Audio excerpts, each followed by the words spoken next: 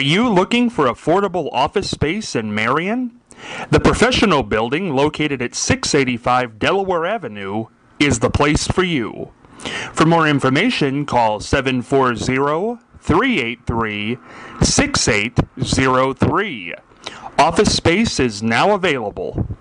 Again, telephone number 740-383-6803. This is Scott Spears, and today I'm joined by a person that has went through a lot in the last month and has certainly proven that community does care. Courtney Robinson. Courtney, how are you? Pretty good. Well, I thank you so much for coming here today. I know interviews are never fun, but I thank you. Have you done any other interviews? A couple job interviews, but that's about it. Never a job. Well, this will be a little different. This will end better than those did. Okay. You know, one of the unique things about hearing your story, which I think most people understand now, is we don't know a lot about your past unless we knew you personally. So I want to go through a little bit of that. Okay. What has growing up been like? What's growing up been like?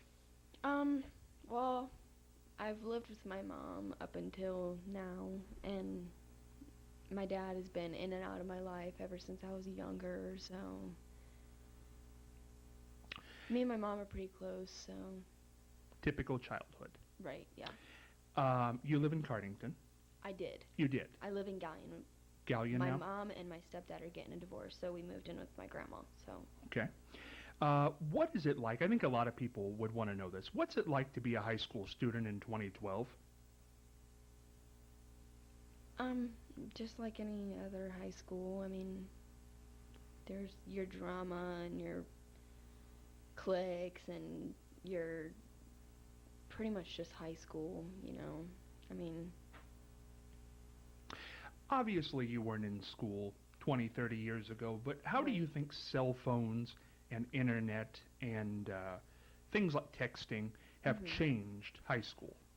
Well, my school actually just made this rule this year that we're allowed to have our phones to do research in class now. So that has definitely changed over the years.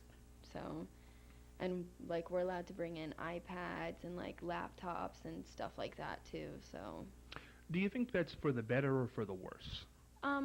Sometimes, like, a lot of people I know do text in class when you're not supposed to, but they still do it. I mean, and that's a distraction, so, and it can be good because, like, if we don't have the laptops that we can use, we could always use our phones because most people have, like, smartphones now, so. You know, everything we hear about high school now is bullying. Does that go on? I mean, is it terrible? It isn't really bad at my school now, but it can be bad. I know. But I can see where it would get out of hand. Yeah. At 17, have you thought of what career you want to go into? With all this stuff happening, like with my brain, I'm thinking about going into something neuro. Really? Yes. Did you have a thought before this of something you wanted to do? I was thinking about like human resources or something like that, but. Are you thinking now about maybe a neurosurgeon or somebody who does research? Yeah, probably research. Research. Yeah. Have you picked a college? Well, I was gonna go over to MTC because I don't really want to go far away, so I was just gonna go over to MTC and do like my main classes, and then eventually probably go to a bigger, like, a college and get like the other stuff that I need. So. You know, I would say, as I said, I think a lot of people know your story, and we'll get into what's happened in the last month. But just wanted to get some, you know, hey, what do you do in life? Favorite hobby? Do you have any hobbies? I cheer, so. Now, what do you like about that? I've done it ever since I was 3rd grade, so. Do you have a least favorite thing about life? Not really, no. Happy-go-lucky. Leading up to this, and this has been in the last month now, and I can't imagine going through something like this or anybody going through something like this. Had you ever been sick in life at any point? ever since I was younger, I've had stomach problems, and they thought I had Crohn's disease at one point. So, kind of, in a way, I have been. But I also had a surgery on my neck, or when I was like 3 or 4, I had lymph nodes removed, and they thought it was cancerous.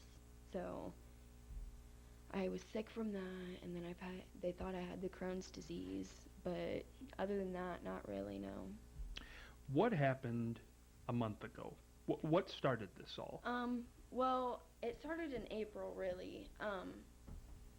My mom and I noticed that I was going to, like, I was having severe mood swings, and, like, we just thought it was, like, typical 17-year-old teenager, just having mood swings and, like, all that other stuff. And then I started, like, getting really bad headaches. And then that night after the game, I went over to my boyfriend's house, and, like, I felt weird, and I was like, okay, well, I'm going to go home because I'm starting to get really tired, and I don't want to fall asleep driving. So I got home, and I talked to my mom for a little bit, and then I went in and laid on the couch. And then I talked to my grandma for a little bit, and I went in and laid back down on the couch. And, like, I was feeling real weird, and, like, all of a sudden, I was laying there, and I tried to open my eyes, and they just shut back. They just shut. And then my body started shaking, and, like, my left side of my face started drooping, because the right side of your brain controls the left side of your body, and the left side of your body, or brain, controls the right side of your body. So that's why my face on my left side was starting to droop. And my arms were going all over the place, and then, like, I went unconscious. Like, I knew what was happening. Like, when you're having a seizure, you know what's happening, and you can, like, you can still feel everything, and you can hear everything. And I was thinking, I was like, oh my God, I think I'm having a seizure right now. And then all of a sudden, I just went unconscious, and I didn't wake up until 3 o'clock in the morning. And then when I woke up, I went into my mom's room, and I was like, Mom, I think before I went to bed, I had a seizure.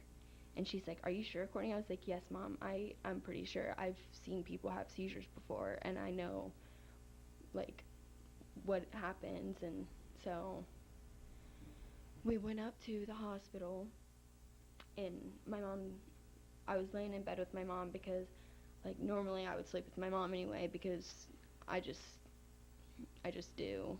17 years old and I still sleep with my mom, but whatever. That's okay. But we went up to the hospital, and my mom's like, well, Courtney, I don't know if they're going to do anything about it because you've already had it. Like, she didn't think they would be able to do anything about it. So I went up to the hospital, and they said that they were going to do a CAT scan on me. And so they took me down to do a CAT scan, and then after they did the CAT scan, they brought me back into the room that I was in, and about half an hour later, they came back in and told me that I had a mass on my brain. And we were like, oh, okay. And so they're like, well, we don't have any other technology that we could do anything about it, so you're going to have to be transferred to a bigger hospital. So they suggested either Riverside or Children's. My mom's like, okay, we'll just send her to Children's. And so they gave me some medicine, and I went in the ambulance, and they took me up to Children's, and I was in the ER for, like, I don't even know how long it was. It was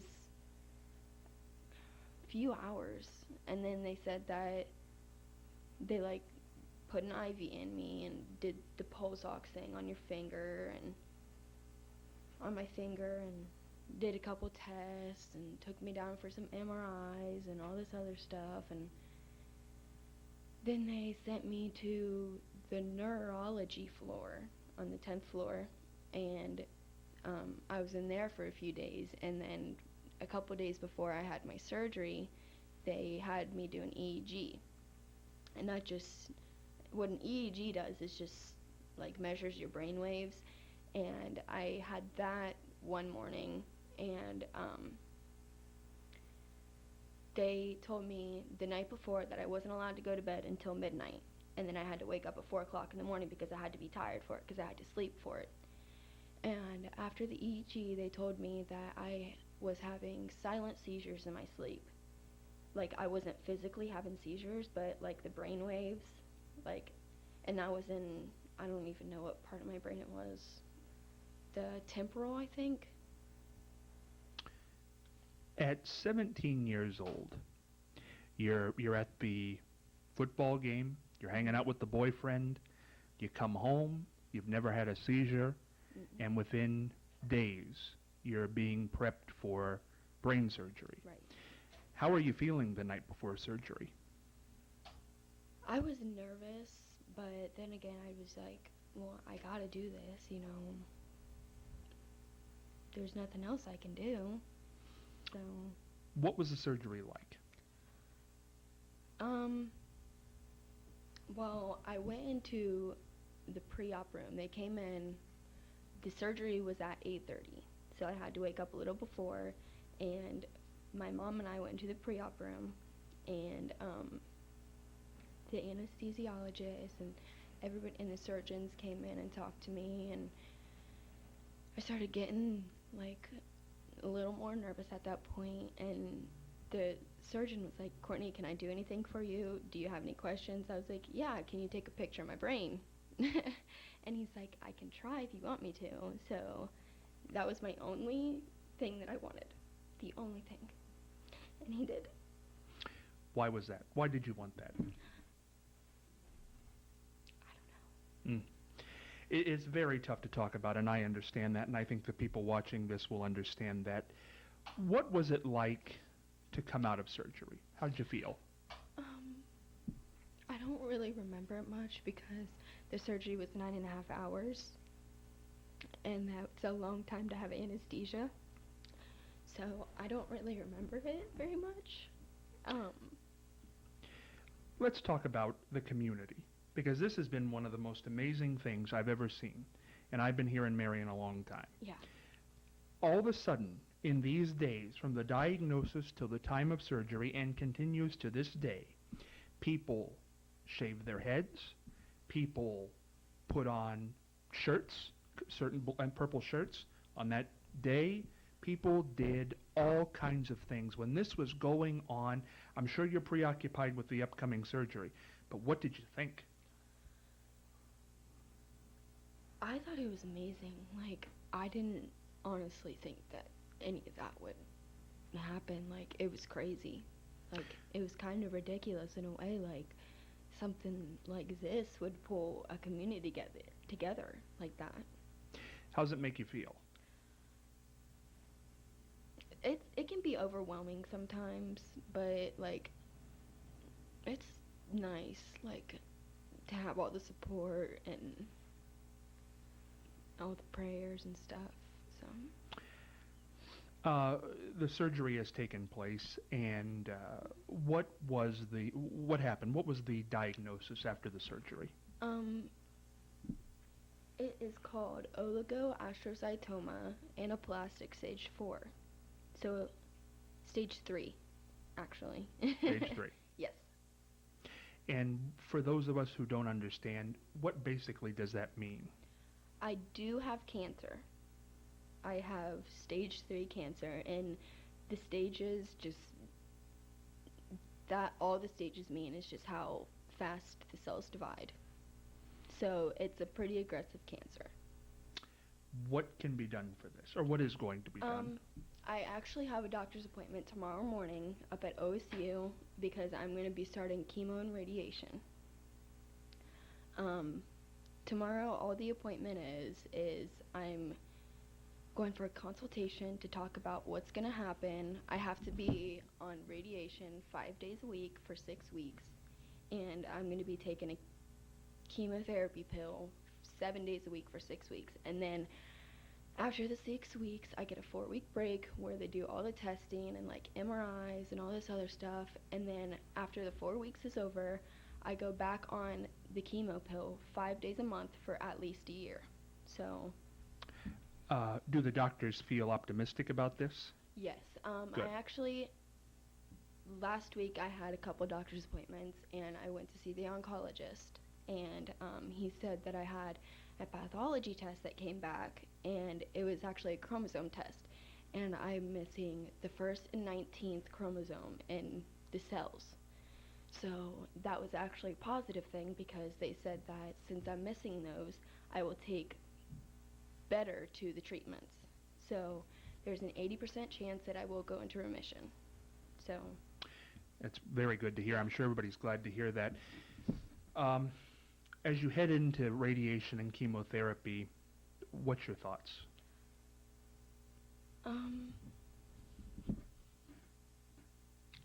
I just want to get it over with. Like, I want it to start and get over with so I don't have to. Yeah, I understand. It's been such a small amount of time. It's unbelievably small. How has it changed you, would you say? Well, Or has it changed you? in a way, yes. Like, I definitely have a different outlook on life, that's for sure. If you could talk to somebody who would be going through this, or may go through this in the years to come, because it happens to people, what would you say to them?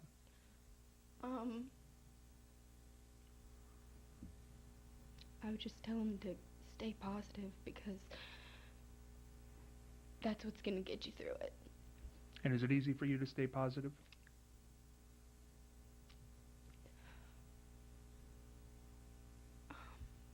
Kinda.